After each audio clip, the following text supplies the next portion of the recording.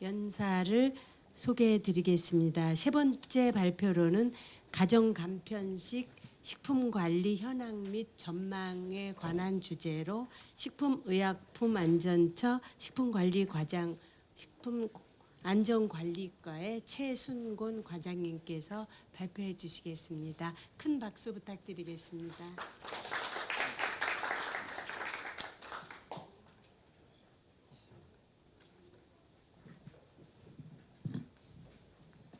안녕하십니까. 식약처 식품안전관리과장 최승곤입니다. 앞에 우리 오 사장님께서 위생을 넘어서 이제 신뢰로 가자. 이제 이 문구가 상당히 이제 마음에 듭니다. 마음에 드는데 저한테 숙제를 굉장히 많이 주는 그 발표 내용이어서 저는 이제 오 사장님하고 이제 반대 입장입니다. 하나는 생산하는 입장이고 저는 이제 오 사장님 말 그대로 단속을 해야 되는 입장입니다. 관리해야 되는 입장인데 그 상반된 입장에서 생각을 바꿔보고 한번 들어봤습니다. 들어봤는데 상당히 앞서가시더군요. 오 사장님이 내용도 앞서가시고 좋은 내용도 많이 발표를 해주셔서 고맙습니다. 저희 회사에서 아마 해야 될 일이 굉장히 많은 것 같아요. 1차적으로 이게 가정간편식 HM이라고 그랬지만은 사실 저희로서는 좀 새로운 분야입니다. 저희 식약처에서는 저는 생각지도 못했던 그런 트렌드에 우리가 또 적응을 해야 되는, 그래서 현행 규정이나 법령이나 이런 것이 아예 따라가지 못하고 있습니다. 그래서 식품 공정도 그렇고 식품위생 법령도 그렇고 현재 트렌드에 같이 따라가 줘야 되는데 법을 한번 개정하는 데는 보통 6개월 이상이 걸립니다. 그럼 사전에 그런 걸 예측을 하고 같이 변화를 해서 갔어야 되는데 그러지 못한 것 같아서 저도 좀 안타깝습니다. 근데 앞으로는 그런 트렌드를 좀 많이 연구를 하고 검토를 해서 나가도록 하겠습니다. 그런데 사실 제가 맡고 있는 업무가 이제 관련마다 보니까 그 지금 얘기하는 거는 우리 이제 식생활에 대한 패턴이 변화되면서 거기서 생겨나는 여러 가지 음식들이 또 나오고 생겨나오고 그걸 섭취하는 또 대상들이 또 다양해졌습니다. 전에는 집단적인 그런 문화에서 그다음에 소가정 문화에 갔다가 지금 혼밥, 혼자서 먹는 이런 문화로 바뀌면서 거기에 따른 제품들도 그렇게 바뀌어가다 보니까 거기에 따른 위생관리 수준이라든지 지침이라든지 이런 거 같이 따라가야 됩니다. 그럼 현행 규정이나 지침 같은 건 다 잘 돼 있습니다. 잘 돼 있는데 그렇게 특화돼서 그 개인적으로 섭취하는 그런 식품들에 특화돼서 만들어진 건 아직 없습니다. 그냥 다 모두 다 아우를 수 있는 그런 지침으로만 만들어져 있지 특화되어 있지 못합니다. 그래서 앞으로는 그런 면으로 좀 많이 저희들이 연구를 해야 될 것 같습니다. 그래서 제가 발표할 내용은 사실 간편식 식품관리 현황 및 전망이라고 그랬는데 막상 이 주제를 놓고 제가 생각을 해봤는데 그렇게 발표할 내용은 없어요. 정부에서 몇 개 회사인데 그 몇 개 생산하는 품목이 몇 개입니다. 그 몇 개 품목에 대해서 1년에 몇 번 단속을 했더니 몇 개 적발을 했고 몇 개 처분했습니다. 또 관련 제품에서 수걸 검사를 해서 몇 개 제품에 대해 부적합 내서 거기 제품을 해수 폐기했습니다. 이 내용이 답니다. 제가 할 일은. 그리고 나머지는 저기 앞에서 이제 우리 김태희 교수님이라든지 오 사장님이 얘기했지만은 그런 그 트렌드에 맞는 또는 기업의 입장에서 대응할 수 있는 거기에 맞춰서 정부가 이제 입법 과정을 좀 더 추구를 해봐야 되고요. 그 다음에 관리하는 사후관리 방안도 좀 바꿔봐야 되는, 이것도 트렌드를 좀 바꿔야 되는 그런 형편인 것 같습니다. 그래서 그런 내용을 약간 담아봤는데요. 한번 보시죠.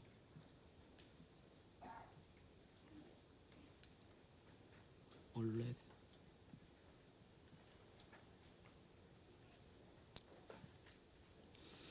이 가정 간편식에 대한 정의를 앞에 다 해주셨습니다만은 이건 법에 있는 정의입니다. 법에 있는 정의니까 저는 이걸로밖에 주장을 못합니다.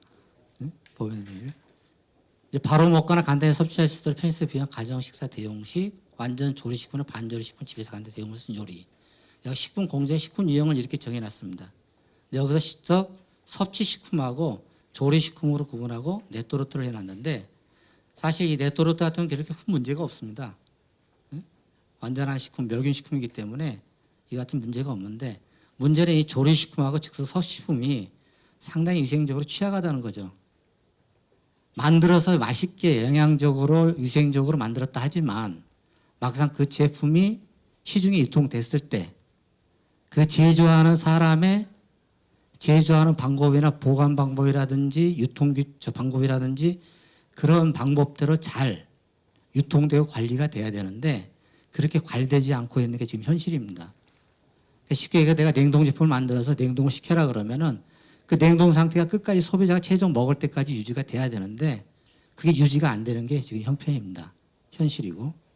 그래서 선행적으로 우선 사회적으로 내가 먹는 식품이 냉동식품이면은 끝까지 냉동하면서 먹어야 된다는 그런 인식부터 전환이 좀 돼야 되고요. 심어져야 되고 또 냉장식품 같은 게 가장 문제가 되는데요. 업체에서는 이제 유통기한 같은 걸 이제 내부적으로 설정을 합니다. 하면서 냉장 제품으로 설정해서 유통기한을 딱 설정해 놨는데 그 유통기한이라는 게 말 그대로 유통하는 기간이거든요. 기간인데 소비자는 그걸 갖다 소비 기한으로 또 여깁니다. 그렇지만은 그 제품이 일단 오픈되면은 유통기한은 없어집니다. 유통기한이 사라지는 형편인데 소비자들은 그 유통기한 찍혀 있는 그거를 그대로 믿고 끝까지 갑니다. 그래서 이제 식중독 사고가 발생하는 이런 사례가 많이 발생하고 있습니다. 그래서 앞에 우리가 이런 트렌드를 바뀌고 식품이 많이 변화가 된다지만 관리하는 측면에서는 상당히 어려움이 있다는 걸 여러분도 같이 공유를 해줬으면 좋겠습니다. 특히 이제 즉석 섭취할 수 있고 조리하는 식품이다 보니까 바로 다시 데쳐 먹거나 가열해서 먹으면 좀 문제는 괜찮습니다. 근데 바로 즉석에서 섭취하는 것들 이런 것들은 위생적으로 굉장히 이제 취약하거든요. 그래서 판매하는 장소나 또는 소비자가 보관하는 방법에 따라서 그 음식에 상당히 위험성이 존재할 수 있기 때문에 그런 부분에 대해서 상당히 관리가 필요한 것 같습니다.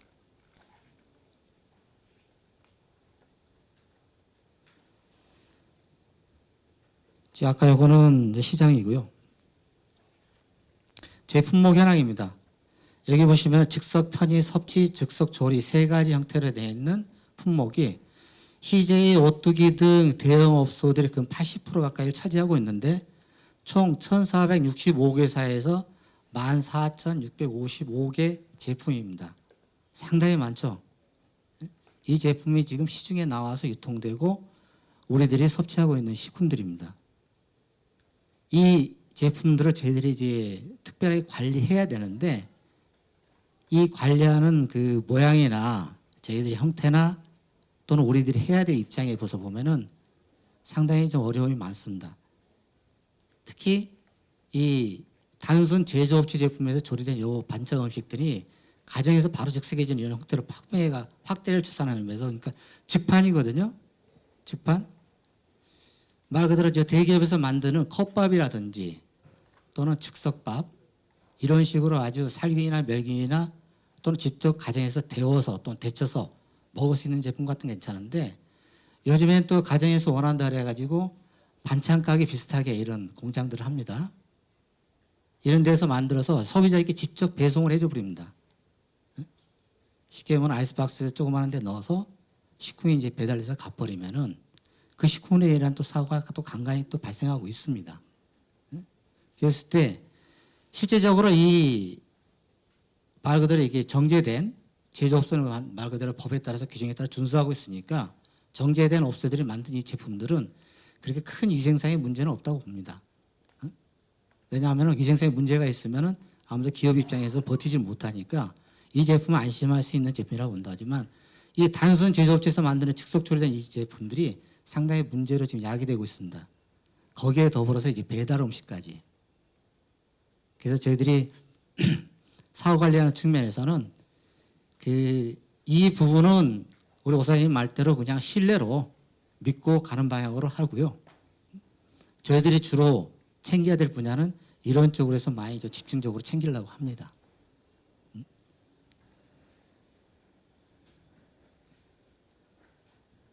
그 다음에 주로 관리 대상들은 여기입니다.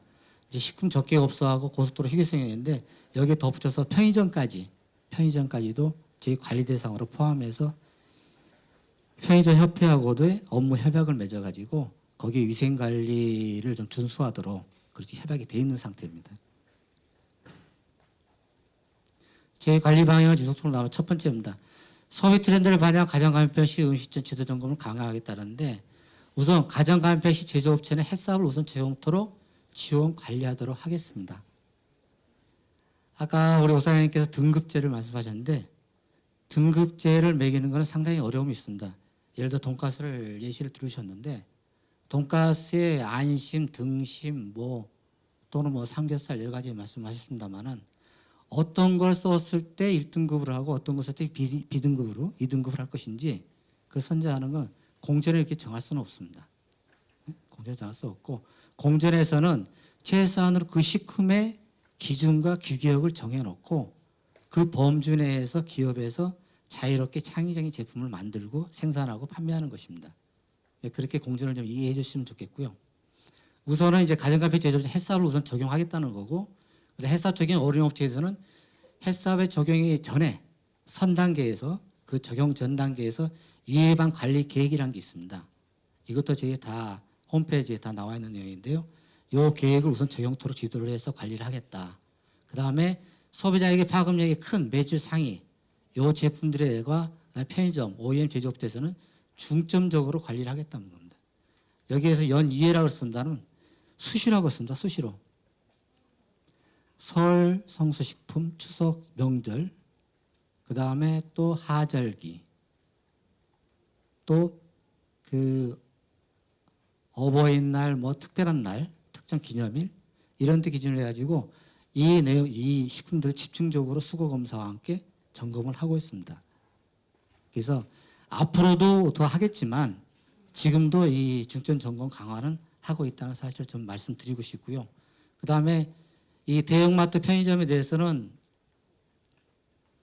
전에는 여기까지 안 했습니다. 이 편의점 같은 경우에는 제 관리 대상으로 취급하지 않고 그냥 단순히 휴게음 시점에 좀 변칙된 그런 형태의 영업이라고 보고 그냥 약간 사각지대에 있었는데 이제 편의점까지도 집중 관리할 수 있도록 저희들이 관리 대상의 범주에 담았습니다. 그래서 편의점까지도 관리한다는 얘기고요. 여기도 마찬가지 연이해라고 그랬는데 수시로 합니다. 수시로. 그래서 불만도 많습니다. 워낙 수거 검사를 많이 하기 때문에. 여기 이제 그대로 나온 내용입니다만은 작년에 3,000건인데 올해 4,500건으로 1,500건, 바로 50% 이상이 늘렸습니다. 그래서 19년도에 또 5,000건 이런 식으로 늘려나갈 생각입니다. 그래서 그 트렌드 변화에 따라서 식품도 변화하면서 식품 변화하면서 거기에 따른 위생관리도 쫓아가야 되기 때문에 위생관리 쫓아갈 수 있는 분야 수거검사밖에 없습니다. 만들고 저기 하는 거는 조언을 늘려 쓰고 만들고 하는 거는 기업의 양심이고 그 다음에 그 제품이 최종적으로 안전하냐 안 하냐 관리할 수 있는 거는 수거검사가 최고입니다. 그 다음에 아까 얘기했다시피 프랜차이즈하고 옆편점하고 협약을 했고요. 요걸 통해서 등록업체의 자율성을 통한 습관에서 요 기반을 구축하자 합니다. 여기는 PB 제품이 요즘에 또 많이 저희들이 집중적으로 관리하고 있는 분야인데요.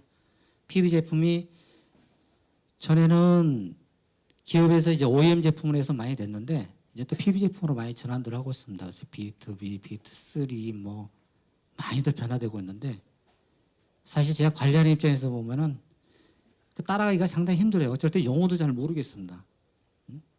여러분들 쓰는 용어들을. 그래서 어쩔 때는 저희 사무실에 와서도 저희 직원들하고 막 상의합니다. 그 말이 무슨 말이냐고. 그래서 공부해서 배우기도 합니다.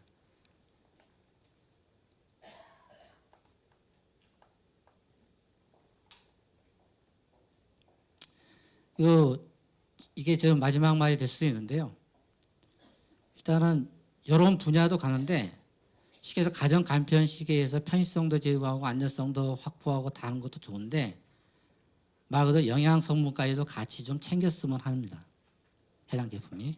그래서 영양까지 결여되지 않는 쪽으로 하는데 소비자들이 가정 간편 시를 이제 먹다 보니까 혹시 영양에 소홀해질까 봐 거기에 대한 표시 사항도 좀 확대를 해서 소비자들이 보고 자기가 가려서 먹을 수 있는 그런 제품 위주로 저희들이 관리를 하려고 합니다. 이건 그냥 실적입니다. 보면은 제조업체가 아까 제가 몇 개라고 했죠? 13,000개소 정도 됐죠? 13,000개 됐는데 그중에서 2,097개소를 점검해서 40개소가 적발이 됐습니다. 위반율이 1.9%인데 상당히 양호한 수준입니다.